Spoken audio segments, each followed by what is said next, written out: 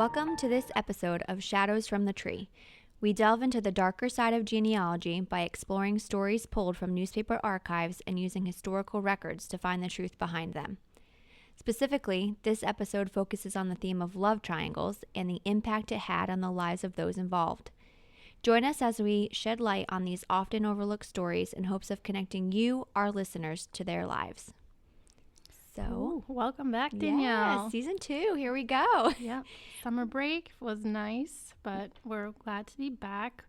I feel like I spent a lot of time over the summer researching this one in particular. How about you? Yeah, no, I definitely spent some time. My plan of action was find an article and just pull the newspaper articles so that when I was ready to research, I was like, had everything there. But no, it was good to have family time, went on a few trips and just enjoyed the summer. So it was a nice break. And I think specifically we were able to kind of catch up on the social media, and we made all the posts for last season's episode. So if you were interested in one of those, you can look back. There's some pictures usually associated with them.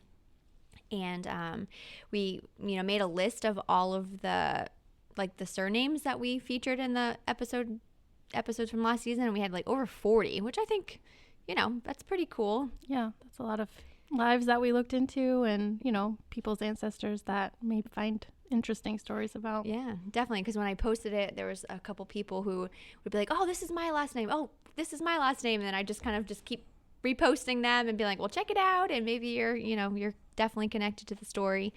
And we reached our goal, which is also, I think, a big accomplishment for us. So we had wanted to double our listener count, and we did. So we were at 1,200? Yeah, over 1,200 listeners now, so it's very exciting. Yeah, so thanks for listening, and we hope you continue the journey with us. We are improving season 2 here with some new equipment. Yes, we're, there's a learning curve with everything, but it's going to sound much better. So we appreciate everyone listening to season 1 and hope everyone likes season 2 even more. Yeah, thank you. So we're definitely going to be covering some popular dark genealogy themes that we did from season 2, as well as some new ones that we find interesting. And yeah, just really hoping to uncover more and more shadows. And the first one is going to be love triangles. So I think this is one we enjoyed from last season. Yep. And it was really fun to do. So I'm looking forward to hearing what Michelle found and then sharing my story with her. So shall we get into it? Yeah, let's get into it. I guess right. I'm going first. All right. So my story is, love triangle. So of course there's three main people in the story. So we've got Rose Zoldoske, we've got Ella Maly, and Dr. George Mitchell. Okay. All right. Was Rose in your first love triangle? It was. Story? It was a Rose Ambler. So I think the coincidences and, things happening are pretty interesting with Rose. I feel like Rose is a very popular name. It is. Yeah, back in this. Yeah. Well, let's get to that at the time era. Yeah. Okay, perfect. That kind of led into it. So we're in 1891 when this incident takes place. So Rose was a boarder of Dr. Mitchell. So she was a milliner. So that is a hat maker. So she worked for a shop in town. She was a local hat maker, and she worked for Dr. Mitchell. Ella Maly, she was also about the same age as Rose. They're in their early 20s, 22, 23. Mm-hmm. And she worked out one of the local shops too. She was worked at a general store. Both, in their church. Ella was like a good singer, and she played the organ. So, respectable young ladies. And one of their friends was visiting for like a year, and she was going back to her original home with her family. Mm-hmm. So they were going to throw like a little party. So Rose at Dr. Mitchell's house, she had several of the other girls that they hung out with come over, and she was like, planning this out and invited several girls. So she was getting things for the party. So there's clerks in the trial. So there's going to be a trial. I went to court. Yeah. So they mentioned that she bought several strange things. So some things I would never expect to go together. So she bought a small amount of raw oysters. Okay. She bought some oranges and some chocolate creams. Okay. So you just keep that in your back pocket. Oysters, cream, and Oranges. Oranges. Okay. So not something I would put together. Yeah, what for meal a is she party. making? Yep. It's just like a little, and she asked a couple of the girls to bake some cakes. It was like, just a little goodbye thing. Okay. I didn't understand maybe they have a different palette. I didn't mention where this took place yet. This is in, it is in Wisconsin. Okay. So Which we have not covered yet. No, we have not covered Wisconsin yet. Teach In their their own, 20s too, I guess. Yeah. Feeling like you wanted that. So we got to do a little backstory too. So Okay. Rose has been a boarder of Dr. Mitchell's for a few years now, and she even was close friends with his wife, Mrs. Dr. Mitchell. Okay. So Mrs. Mitchell had a baby in 1890, early in the year, I think February or March of 1890, and then within a month she passed away. Oh, was it So related to pregnancy? we'll get to that. Oh. Oh no. Okay. My head's spinning already. Yeah. So she was suffering from convulsions. Okay. So Rose would sometimes help, even though she wasn't like The nanny a hired help or okay, anything. well. She was just a boarder, so sometimes she would help, Mhm. take care of, because they got close, and they They're exchanged living in the same house. they exchanged Christmas gifts, and they were Okay. they were A family close. in a Yeah, sense, yeah. right. So, and she had Mrs. Mrs. Mitchell had another child. So she had Freddie, who was already about 10 at that time. Okay, big gap, but Yeah. And then she had a daughter. Her name was Charlotte. So Charlotte's just a baby. So, Rose is helping with that situation too. Mhm. But she does end up passing away. Oh, that's sad. So, yeah, she was having convulsions, and they treat convulsions with chloroform, which I found was really interesting. Ooh, geez, so I'm doesn't doing sound good. some side research, like, why would you treat convulsions with chloroform? But I guess it was used as an anesthetic, so like it would dull your central nervous system and But kind then of what else is it dulling? Yeah. right, and poisoning you at the same Yeah, time. So oof. so convulsions or chloroform death, we're not 100% on that yet. Okay. Okay. All right. So- Oysters, poison. Giving a track record. So we go forward. We're at this dinner party. So she invites, like I said, Ella's sister Lily also comes. So Okay. they're, they have their dinner. So Rose at the dinner, she's there for like a few minutes, and she excuses herself saying she's sick. So she goes upstairs to bed. So she's up there. Even though her friends Yeah. are all downstairs. Yeah, most of the night. So they had her saying she was sitting at the head of the table, and then on each side of her was each of the Maly sisters were like sitting right next to her. Okay. But then she goes upstairs. She excuses herself. She said she ate bad mincemeat pie earlier that morning and needed to go lay down. So they're like, okay, we'll go, whatever. We'll talk to you later. And I guess she asked Anna McLaren, who was like one of their maids at the house, to go and say she wanted to talk to one of the other girls. So who the party was for. So she asked that girl to go up and say hi to her and bye. And then she's like, no, I want to talk to Ella too before she leaves. So then Ella went upstairs and was with her for a few minutes. No one knows what was said. And then she comes back down, and Ella and Lily play with Freddie, the other son, and they're like singing music. And then they stay till like 9 o'clock. But then Rose shows up again, and she's giving them chocolate creams. So according to Lily, Rose poured the creams into her own hands and then divvied them up between the sisters. And then the sisters were eating them on the way home. So they both had one, and they were like perfectly fine. And then the next one, Lily says that Ella recalled it being bitter. She's like, this one tastes weird. And then Lily was like, oh, well, maybe it's dark chocolate. Maybe that one's a little different. Because it's Right, you dark. don't know what you're biting into. Yeah, Chocolate. dark chocolate's a little more bitter. So she's thinking nothing of it. And they're walking home. It's in the snow. They're walking. Yeah, Wow. they're walking. It's a few blocks to their house, right? At 9 o'clock at night in the snow. Oh, no. And then she says she feels like she's never felt before. And she's like, it's starting with my feet. And then Lily's like, what's going on? And then all of a sudden she feels like she's being suffocated. And then she's like, all right, Lily's trying to carry her basically the next half a block because that's left to her house. Oh, no. So she has to leave her there to go get her mother in the house. So there's another local doctor. Someone runs and goes and get Dr. Mitchell from the house. From the boarding house Yeah. that she just left. Right. So there's 2 doctors there now, and they're at the house, and she's in between these convulsions she's having now. What? Yep. She's saying stuff like, I've never felt this before. She's asking God to take her because it was like that bad? She yeah. was that scared? Yep. She bit her own tongue, and she was bleeding, and it was. Oh my gosh. Yeah. All these witnesses gave different, like, statements of what she was saying and doing. Yeah. So she ended up, they were giving her chloroform too to try and like dull the convulsions because they were really bad. And then by 7 a.m. she had passed away. She passed? Really? Yeah. She passed away. I'm so quick to judge here.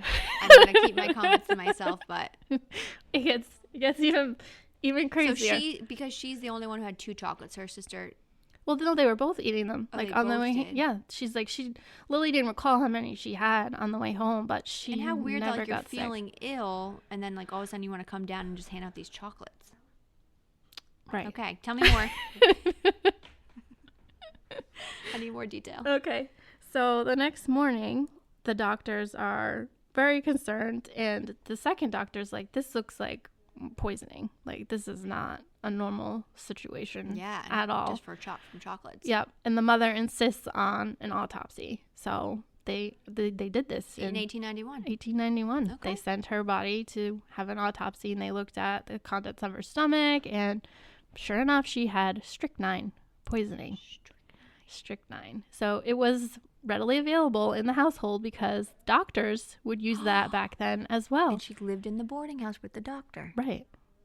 But so did a lot of other people who knew that existed there. And oh dear, there's another person. Well. Okay. So, oh, that's sad though, because she was only in her 20s. Yes. Yeah, she was in, and I even found like they had a diary Aww. clipping like put in the newspaper of how like sweet she was and that's upstanding. super sad. It was like I couldn't even read a clip of it. It is really, really sad. And her sister was devastated. Her mother, like they said, she was just the nicest person, and shouldn't have happened. Yep.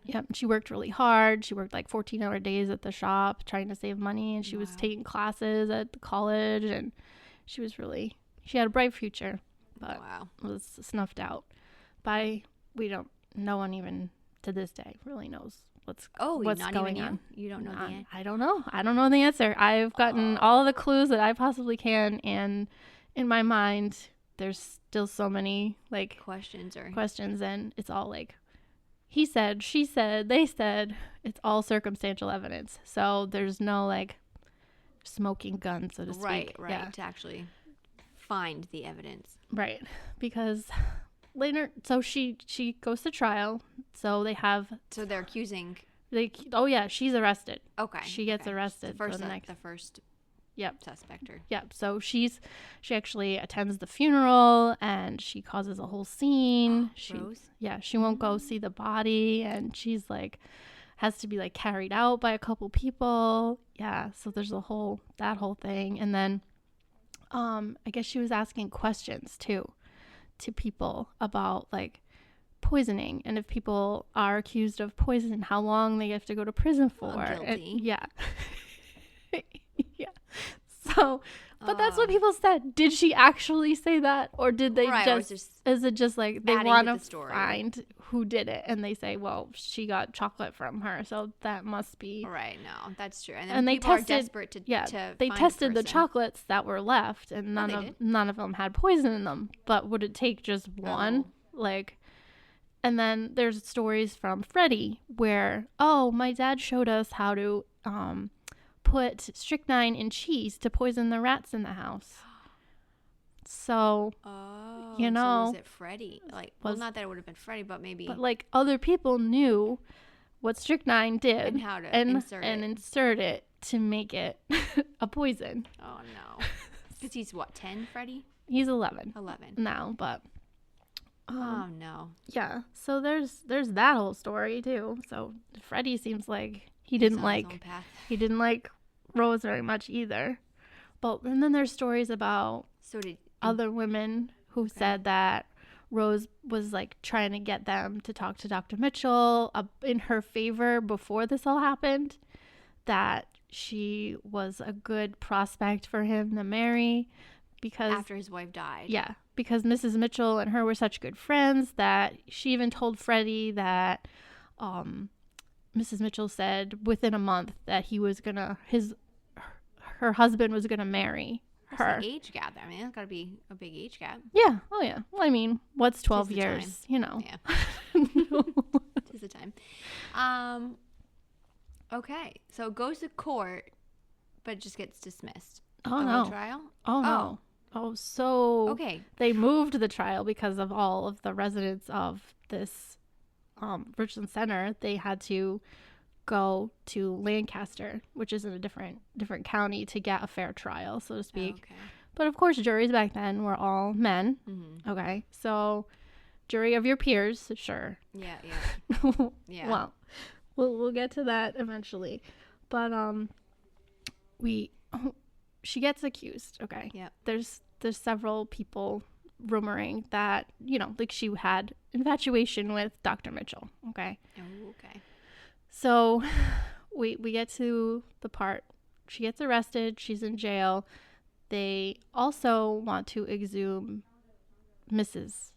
Dr. Mitchell. Wow. And do some tests on her. To see So if it was the same poisoning. yeah, so they sent her like organs to be tested in Chicago with like this forensic scientist of the day, and he found trace amounts of He didn't. strychnine. Right. Wow. But her husband testified that he gave her Nux vomica, which is another medication that has strychnine in it, to treat her convulsions.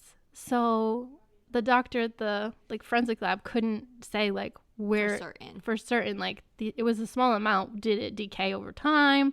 Right. Was it because it was a part of another medication that it was less than what it's Oh geez. But she also had strychnine, so That's bad. that's real bad. Doesn't look good for Rose at all. And the fact that she went to another doctor, Dr. Ludwig, also like a month before, and said, hey, can you put in a good word for me? Faking that she was sick. She was like, oh, I have a cough, I need to go see this doctor. And then she asked his wife to leave the room because she needed to talk to him about a private matter. Really? So he says that she wanted him to put in a good word.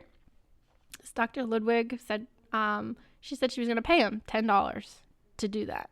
And he's like, So I don't really want it. I don't That's really, weird. yeah, I don't, did that happen? Yeah. But did it not? there's also a letter though. So some evidence. So there's a letter supposedly from Rose with $5 thanking him for saying nice things about her because things have changed at the house and Dr. Mitchell was starting to pay her closer attention and you know. So she's saying in a good word so that he will become more interested in her for marriage after the wife. Right. But he's talking to people and saying she's too spunky for him. He's like, she's a good girl. Everyone kept saying she's a good girl. But she's too much for him to handle or something. Sure. But, you know, he's a widower and she's a young woman. Like, what happened in real life? The kids. And right. But what really happened? Was he, like, having affairs? Yeah, like, who knows? She lived with them. So how hard would that have really been? Right. And so she's infatuated. She sees now this Ella is getting attention instead of her. So he's starting to say, well, yeah, you know, Rose is good and all, but I really have my sights set on Ella Maly.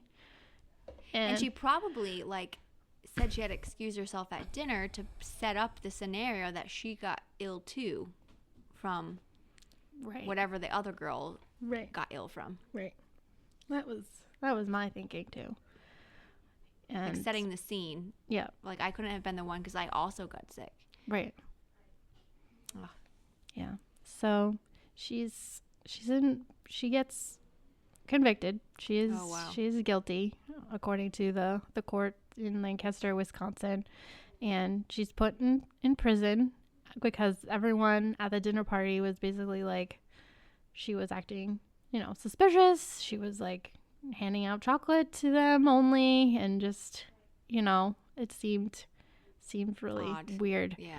So there's really no one testifying for her, like none right. of the witnesses. And she's said several times in newspaper articles that she wanted to testify, but her counsel wouldn't let her. So so they knew the truth by lawyer and from her writing samples, she doesn't seem to be very well educated. Okay. So I feel like they didn't want her to detrimental. Yeah, to get her words twisted, or because the prosecution could have, really drilled into her or something. Who knows about like her feelings for Dr. Mitchell, like. And he in the moment she could have. Yeah, exactly. Okay. So they were just said, what? You can't. So, but that comes to pass later, though. Like years later, she's like asking for a pardon because she wasn't allowed to testify. Really? Yeah. And was she granted that? Well, we'll get there. Okay. Oh my gosh.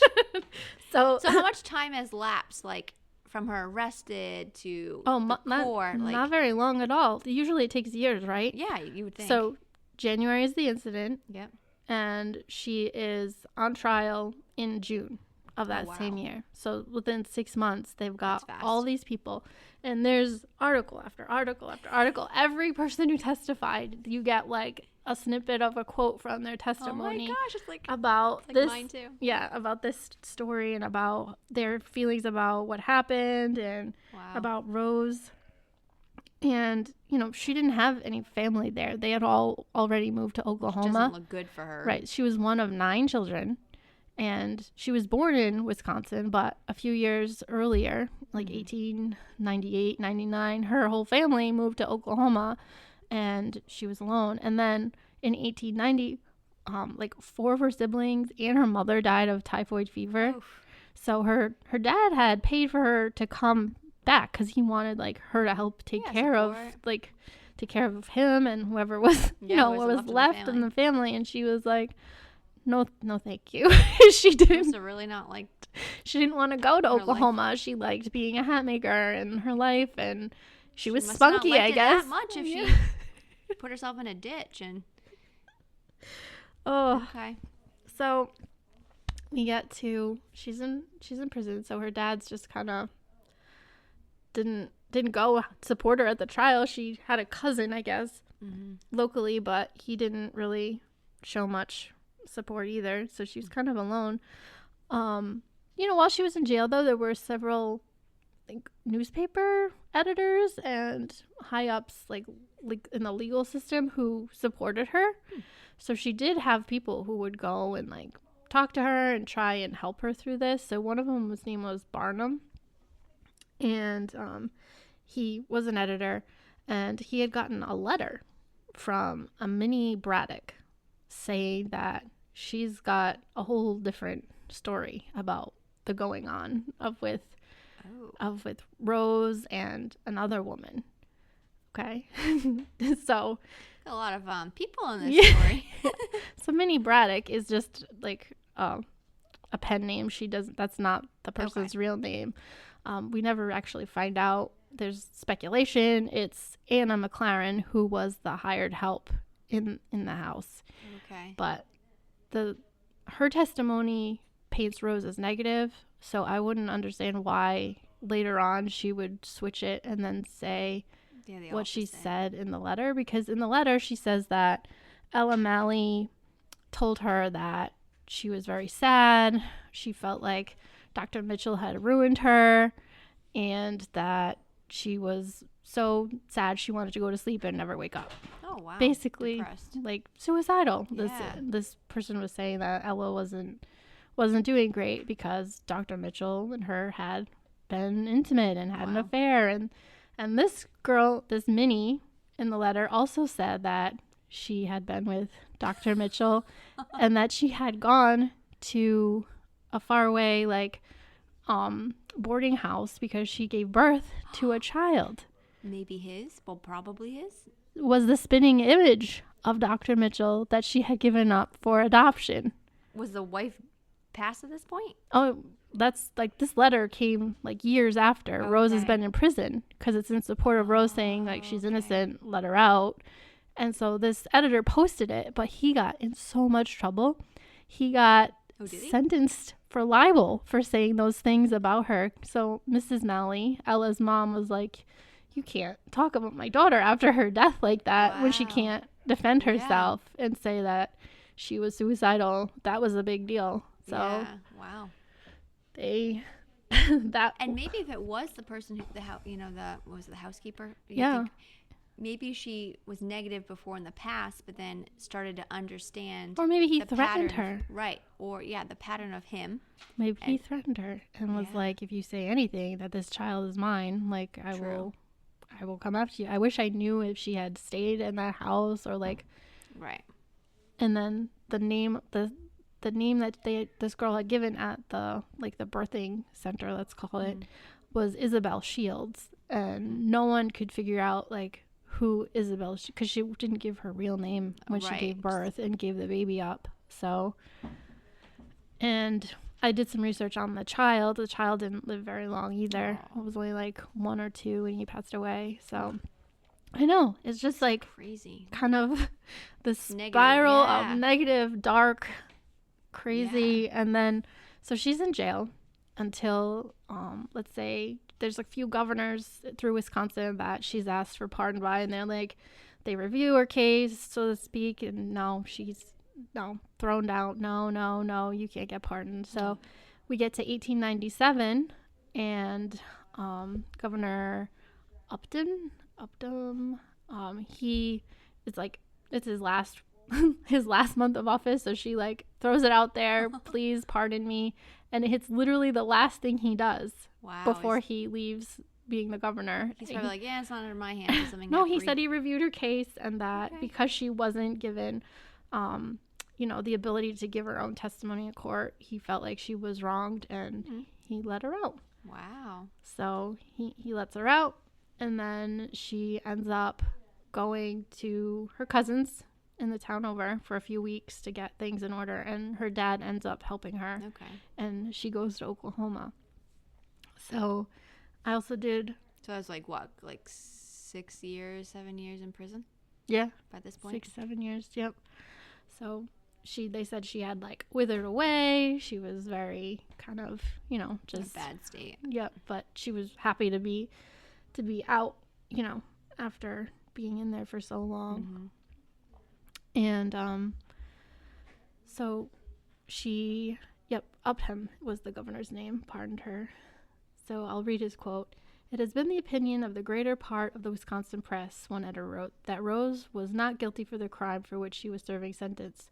She was found guilty of murder in the first degree by a jury, which verdict was rendered after listening to a chain of evidence which was purely and wholly circumstantial. The State Register editorialized, the people of the state are nearly unanimous in the opinion that Miss Zoldoske was innocent, and for those who follow the testimony and have judged from the circumstances surrounding the case and the trial outside of Richland Center, are practically unanimous in the opinion that she is not guilty. Wow.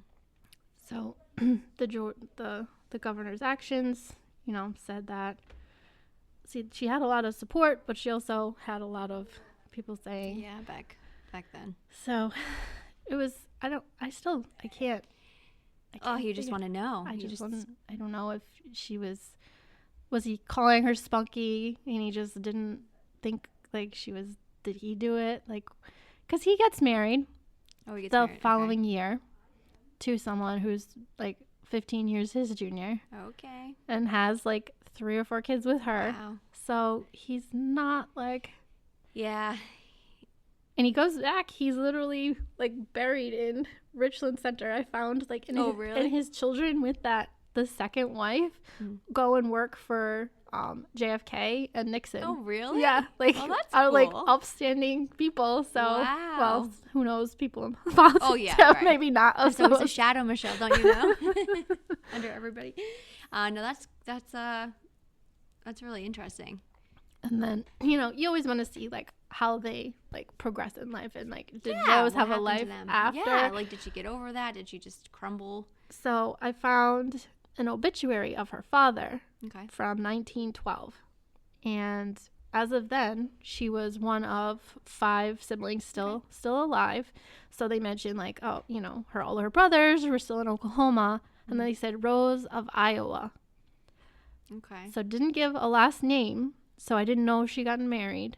Bummer. And then I'm looking in Iowa. Iowa's vital records are sealed. No. So No. I literally, unless I was like a family relation, Right. I couldn't get any more information. So I was so if like, you are listening and Yeah. have any information about this family, and Zoldoske. Did Rose have any children? Did she marry some nice person? Did she go back make to hats jail again? Did she? No, she probably didn't go back to jail because Okay. nothing was written after that. But there are so many articles. There's articles from as early as 1990 and 2006 where people are still talking Wow, about this. article. Yeah. Now, are those people from those states or just Some like of them, us, we've one of never- them's from like DC. okay? And they wrote like one of them was about the finger was pointed at the wrong person, and they say kind of like what I was thinking, that the doctor was behind, because once you look back at like a wider lens, like he had the opportunity to the training, the knowledge, and maybe Ella was gonna say no, or Ella was pregnant, like Right. who So he knows? got the wife could have gotten the wife out of the way. Right. Could have gotten Rose out of the way because she was kind of getting upset about the attention from Ella. Right. But then why Ella, if that's who he was after? I don't know. Maybe she said no. Right, Maybe true, she true. was going, because on her diary she was talking about school, and she was quoting like poets and Greek philosophers, knowledgeable and maybe she had her own Dreams and ambitions and desires, didn't want to be a doctor's wife. Like, who knows? We will never know. I know. Which is a bummer. Right? But I loved this story so much. It took so much of my Oh yeah. my time Because and energy. it's like the who did what, the when, you're trying to piece it together, and we both know when there's multiple articles it gets a little it gets a little crazy. Yeah. Because you got to sort through all of them. And a lot of them are opinion, like Right. and like, whose opinion do Hearsay. you believe? And they said this, she said that. Like, were they really her friends at that Right. point? No, but then did they really feel bad for Ella for what happened, and they just wanted a Right. scapegoat? Someone to someone to get the fall for it. I don't know. I really wish I knew. Wow. So what does? Oh yes, we don't know how long Rose lived for. Nope, I can't find it. If anyone can help me with that, that would be Please. phenomenal. I'm gonna still look. Yeah. I'm not gonna give up completely, but Yeah, it does get hard at some point when you lose the dead ends. yep. Because I looked on like, What you could do, although time consuming, is you got to go back and look through all the siblings that are still living, find them. Did their obituary say? I did that already. You did. I did that already. They didn't mention her. They only mentioned their man. children and their grandchildren. Yeah. So Bummer. Okay. I lose her after 1912. I thought that I was like, and then I saw her name, Rose of Iowa. I was like, I no. wish they just gave me her The last last name. name. And then I could have done some more digging in Iowa. Maybe I'll just Was call there- the but Iowa you couldn't- records. And you couldn't find a death certificate for the dad because the records are sealed. No, it was his obituary, so it was written. Okay, So I was wondering if his death certificate sometimes tells you who's the informant. yeah, I wonder who handled his it was one of his older sons. sons. Okay. Yeah, Bummer. Okay. yeah, it's tricky. Well, you keep digging. If you get an update, let us know. But yeah, that's a good one. That ties into maybe some undetermined love Right. scenario plus murder plus poisoning. I know. Mean, you It touched could've- upon all it of could've- season one. I know. I was like, this one can go on any episode. Really, it was a little bit of everything and rolled into one. And I've only found it because I was searching for the word murderess, and it was in Ooh. Rhode Island. I was searching in like one of the Providence Journal Okay. newspapers, and it was a tiny little 2-sentence clip about this Wisconsin murderess, Rose Zoldoske, and I was like, all right, I'll look at this. And then once I started looking in Wisconsin, Opened up the the floodgates. opened. And between her name and Ella Maly, each one has over like 700 article hits. Okay. Now you said there's photos because my lots favorite. of photos Okay. of everyone. Like real photo, like There's photos of Ella and her sister, Really? Lily. There's a photo of Rose. from 1891. Yes, photographs. And Okay, I'm then gonna look at that after. and then there's And we'll post also like drawing renderings of the doctor, of the lawyers, of like this. Wow. I found one today that had a picture of his house. So we've got a lot of visuals for this one too. So Okay, yeah, I enjoy. will definitely be posting those. Well, thank you, Michelle. Whew, And I gotta follow that. Okay. It's a doozy. Alrighty here. Alrighty, so I found a century-old newspaper article by searching love triangles, but I'm going to fast forward and then work my way back with the details. So this one's from the Los Angeles Times in California. It was dated October 27th, 1996. So this is for the person that I'm considering the main person in my story, William J. for John Tiernan. It says, retired attorney, a resident of Southern California for over 30 years, died of heart failure on September 23rd, 1996, at the age of 74. Though born in South Bend, Indiana, he was raised in Flatbush, New York, and died like the true son of Brooklyn that he was on the handball court. Mr. Tiernan was attached to the British Army in Italy during World War II, volunteering to drive an ambulance with the American Field Service. After having graduated from Fordham University and Columbia Law School in New York, Mr. Tiernan began his law career in Los Angeles, clerking for Los Angeles Superior Court Judge John F. O'Connor. In private practice, Mr. Tiernan specialized in bankruptcy proceedings. At the time of his death, he and his son Peter owned the Sinclair Inlet Marina in Port Orchard, Washington, near his residence in Gig Harbor. In addition to his son, he is survived by a wife of 49 years, the former Kathleen Langley, his sisters Irene Pettigrew and Mary Clausen of Scottsdale, Arizona, his daughter Deborah Stucker of San Francisco, his elder son John of Gold Beach, Oregon, and 3 grandchildren and 1 great-grandchild.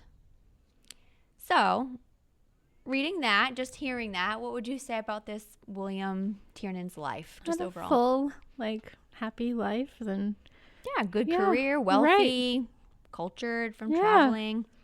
Yeah, so had it all, right? He had it all. It sounds like money. I mean, right. So just remember that, because we're going to find out how he falls into this love triangle. Okay, I'm ready. Yeah. So the obituary does not mention his parents, which is sometimes normal. I feel like depending who's writing it, they might not know or might just not mention it. It's not important anymore. But we're going to start with them. So we have John Patrick Tiernan, which is William's father, was born on St. Patrick's Day, 1890, in New York. He was from a prominent Staten Island family, and his father was Peter Tiernan, and his mother was Rosanna Mullen. And he graduated from New York Law School. And in 1914, he moved to South Bend, Indiana, to be a professor for the law department at Notre Dame University. Very cool. Wow. He's followed, prestigious, got lawyers, definitely. Lawyers, so... and then within a year of his career, he met his future wife on a New York Central train when she tried to raise a window, and he stepped in to help. Aww. Yeah, very gracious. That's so cute. So they had a quick engagement, and on April 10th, 1915, John marries Christine Augusta Jasper, who's nicknamed Gus. And she grew up in Bronson, Michigan, but was born in Indiana. And the age listed on the marriage record was that she was 19 and he was 24. The records show a 4-age gap on the census and things. That's actually not pretty bad. Good. Yep. So she was the daughter of a wealthy retired farmer, Louis Jasper, which also had an AKA name of Ludwig Drasqua, who immigrated from either was Poland or Germany, which my husband, who studied history, said it was due to the Kingdom of Perugia when it was split, and I didn't go too far down that rabbit hole. Yeah. So the families in my story were from Prussia. Yeah. oh, really? Yeah. Okay. And her mother was Anna McCullen. Oh, sorry, Mikulski. So they get married. They welcome their first daughter, Irene, born June 21st, 1918 in South Bend, Indiana. Their second daughter, Virginia Mary Tiernan. She typically went by Mary on records.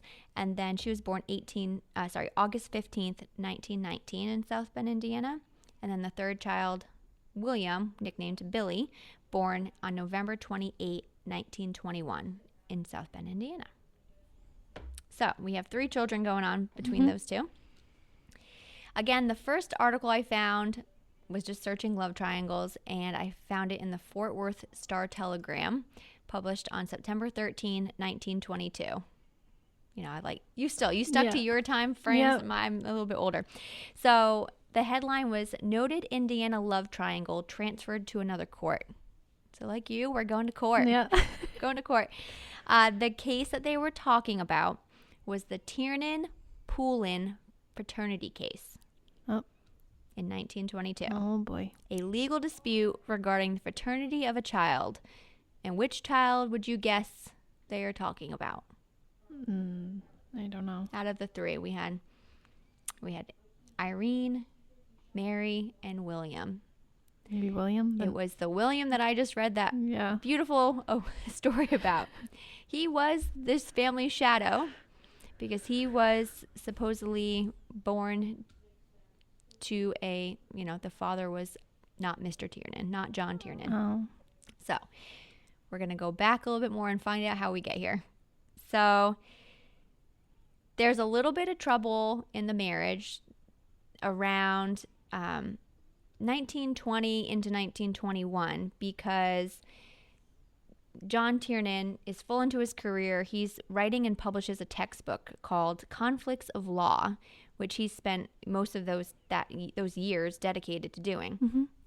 And an article I found, because like you, there was at least 30 to weed through. She states in quotes, husband too busy with career when she sought relaxation. Oh. Yeah, so he's busy. She seems to be wanting to be more social. Her other 2 kids are like past infancy and toddlerhood, so she maybe has more time on her hands, she's kind of saying, and she wants to go do dancing and she wants to live a little. She wants to live. Yeah, she wants to live a little bit. Motherhood's hard, Right. So in like 1920 is when the Tiernan family gets introduced to the Poulin family. They're in like the same town, and they just, are also meet at social events.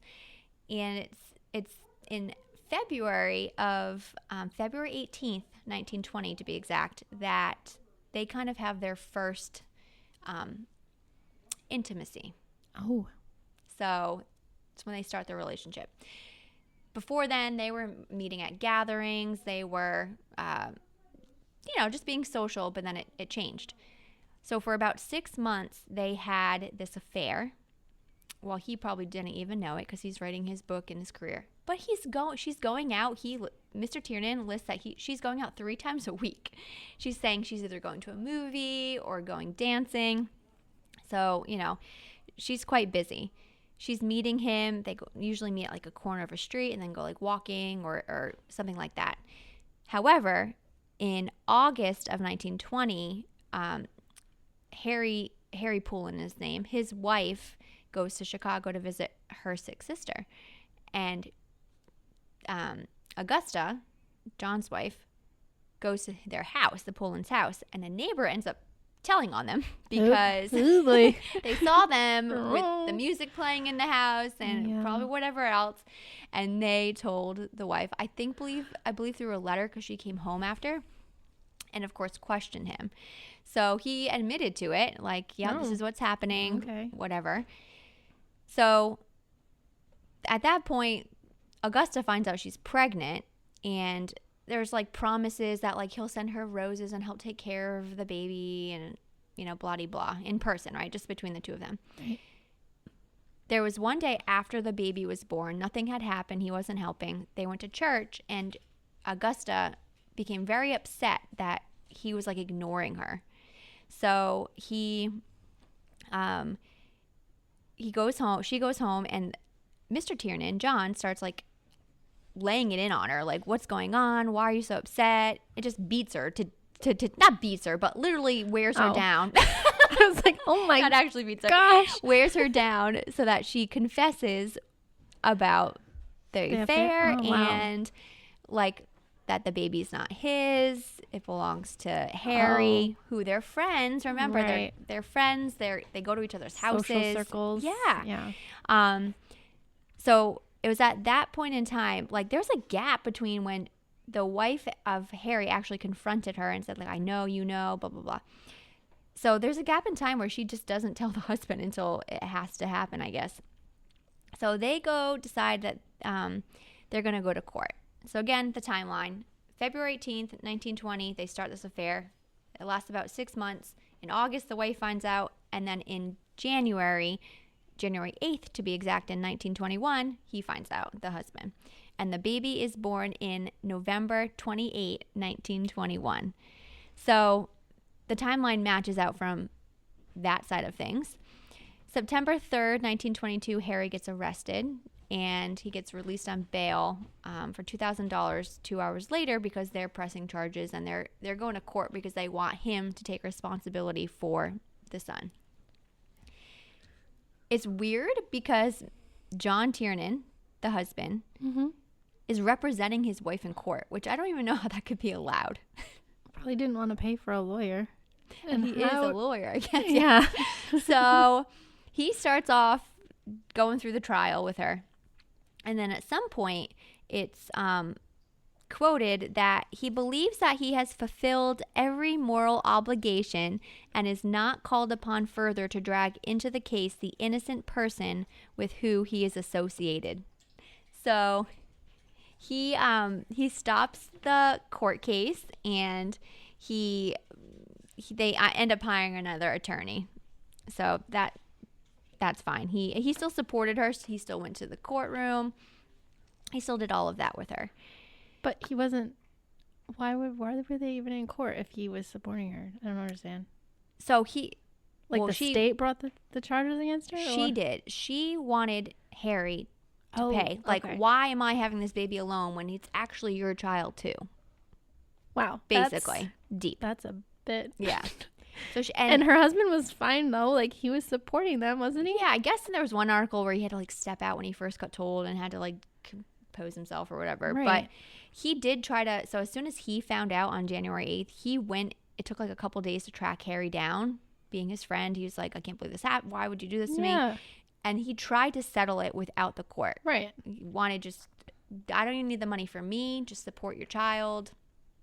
He denied it, and here we are in court. Brother. Yeah. And this was like a big court case for South Bend, Indiana. Like, there's pictures of the courtroom, and like it is like so many people packed in. Yeah, and it took a long time. Like, we're talking like at least a full week of actual like full day trials. And like you, there was a lot of Q&A. Like, there was in the South, I think it was the South Bend Times, there was 3 full pages dedicated to this story. Yeah. And all everyone's back and forth. Testimonies, yeah, right? And they exactly. had quotes. It was so much information. And as it was called to the court, first they had like I don't want to say she's like a nurse who welcomed or helped support her while she was giving birth. Yeah. And she was the first witness, and she kind of said like, normal typically. She was a little sad, cried here and there, but you're going through a lot. Right. And then after that, Miss Tiernan got called onto court, and a pattern throughout all the stories were that she was so upset. I mean, she's having to put her whole life out there, right? And be patronized for it. All the dirty laundry. Yeah, and there are times they say it's violent sobbing, like she can't even control herself. They have to pause so that she can actually take a breath to continue telling the story. Like, how old is the baby at this point? The baby, good point. So the baby's about 10 months. So there's actually pictures of the baby at that age, and they're saying it's like Exhibit A. They're like, he's nameless. Even though the birth certificate I found does say his name, William John Tiernan, does list William Tiernan does list the father John, but they're just saying, like, we don't actually know his name.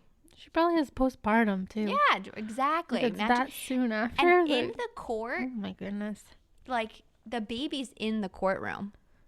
Why? Like, there's pictures of them carrying the baby into the court. There's pictures. There's like prove like he looks like. Well, that's what John said. So John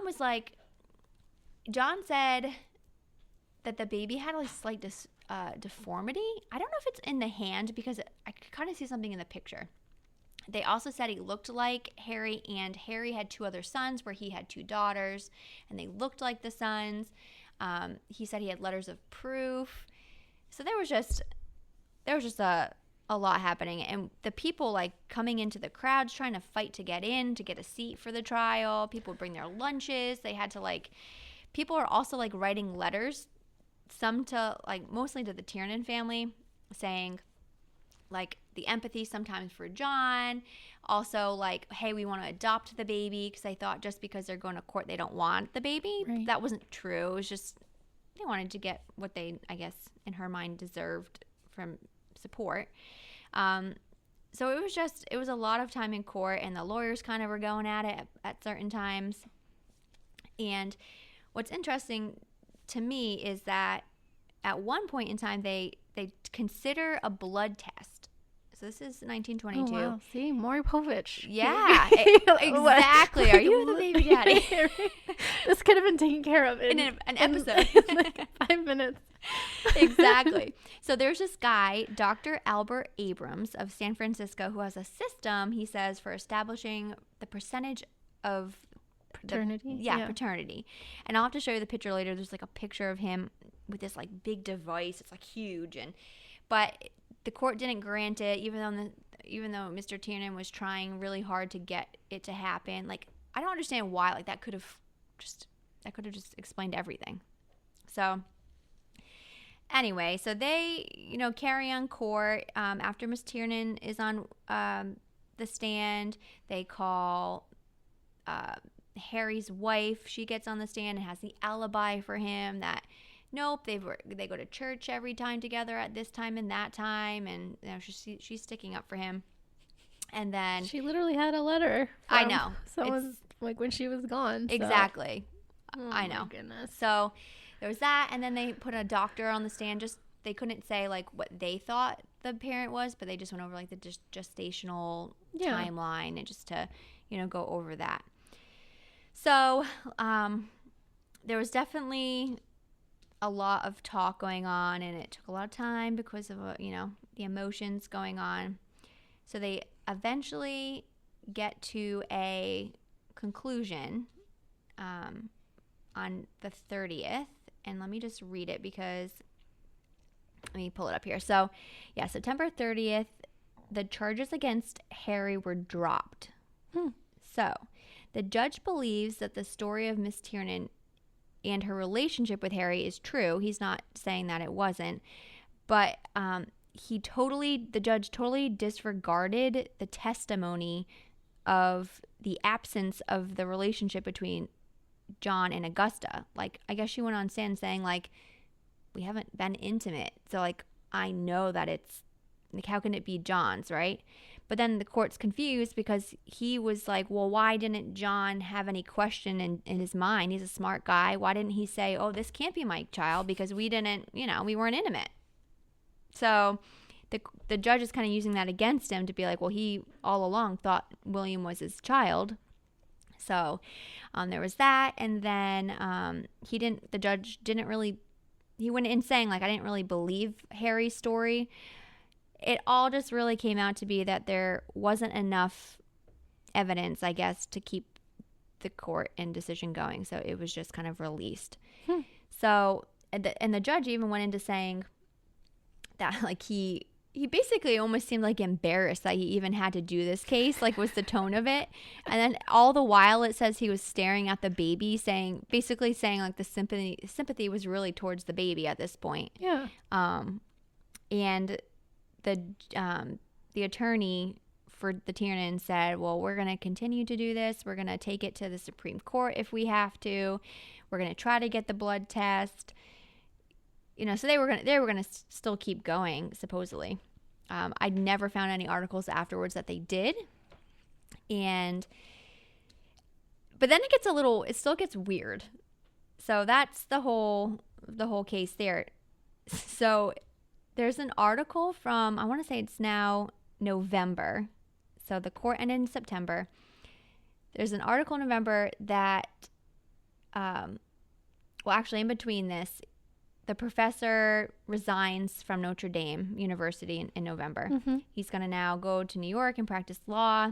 He's filed a complaint for divorce towards his wife. Oh boy! Even though he supported her the whole time in court, and he's supposedly trying to get custody of the 2 girls, which I see going back and forth. Right. He was going to let her have them, but now whatever. They put their home up for sale. Their home was on 1033 Diamond Ave. So they put that up. But he goes and tries to get married again. So he goes to try to get married, and he's not divorced. He's not fully divorced yet. So he ends up getting that marriage, the marriage he's trying to do, goes away because he can't actually do that. Right. And that was quite quick after this whole case ended. But then in 1930, they're living together as a family again. So you saw that in the census? Yeah, the census: Augusta, John, William, Irene, and Mary. So they're living together, and even in 1925, they're living together. He just gave up. He's like, I guess, he had his fling, and he. Yep, I guess we're gonna just be together and do that. But then, in 1935, just before John's 45th birthday, he has a heart attack and dies, unfortunately. And then Augustus goes off later and marries and lives. She marries someone named Schmidt, and she passes away at the age of 80 in Arizona. And her 2 other children live. I couldn't really find much on Mary, but Irene lived to 101 and moved to Alaska, and seemed like she did well for herself. Yeah. And then we know a little bit about how William's life turned out, and knowing this now, reading that obituary, don't you have a different sense? Yeah. What was his childhood like? Yeah. Did his dad really?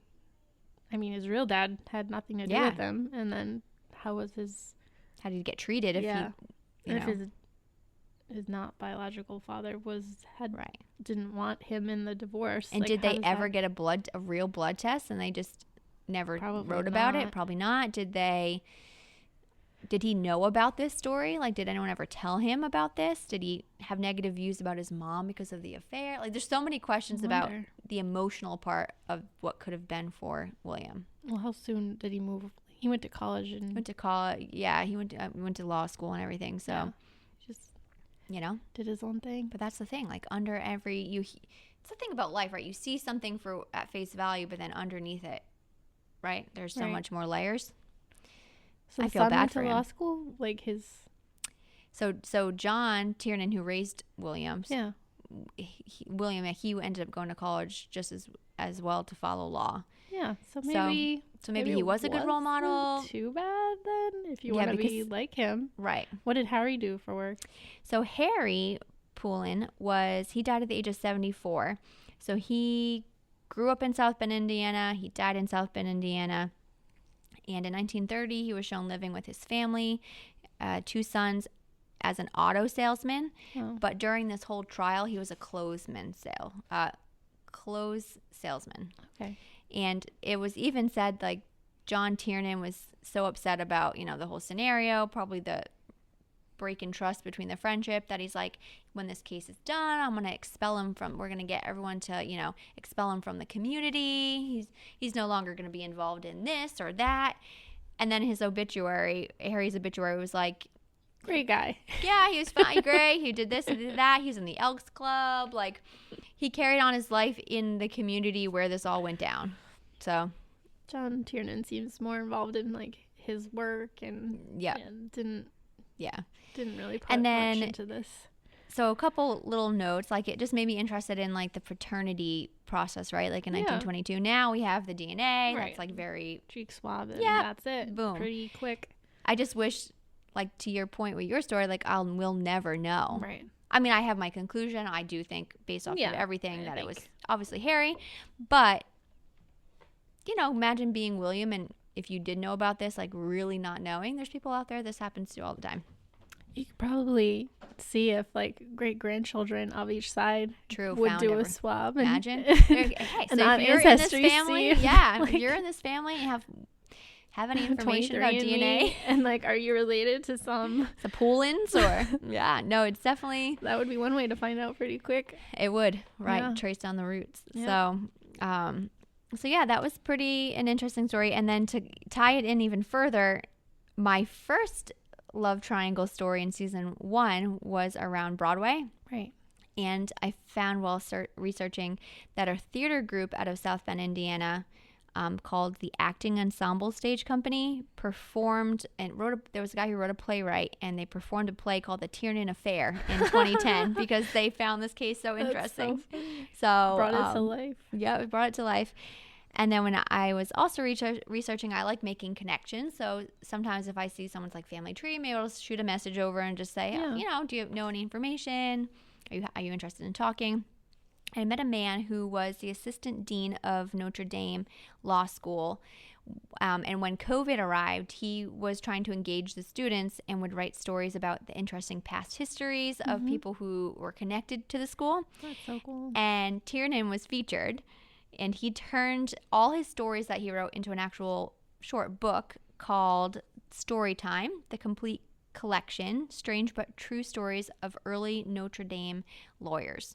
So you can find it's like on Amazon or Google, whatever. And I started just going through it. And it was really interesting. He had a very good summary of the whole story. And I believe he even mentioned that John Tiernan got like banned with his being an attorney or something because he did something that wasn't right and got disbarred kind of. So I didn't really look further into that, but it was cool to make that that connection. Just read I was like, oh geez, what's going on over there in the the early days. Salacious. Yeah, exactly. But so that was my story. And again, we can't have a big conclusion, unfortunately, but I got pictures for days. I mean, pictures of John in the yearbook for Notre Dame, the baby. What I really wanted to find was a picture of Harry's kids, so that I could look at, and a picture of William, because I don't have a picture of William any older than 10 months old. So I would have loved to maybe find those and just do some comparisons. Right. See if they had any of the same features. Yep, exactly. So that's about it. This had so many details, so I'm probably missing some other good points, but interesting case. Interesting. Yep. Both got to trial. Yeah. Over love triangles. Exactly. Gotta love it. Well, awesome. Well, thank you for listening. We'll be back again. We're putting out episodes every 2 weeks, and we look forward to hearing from you and just making some more connections. Yeah. Thanks for listening. Bye.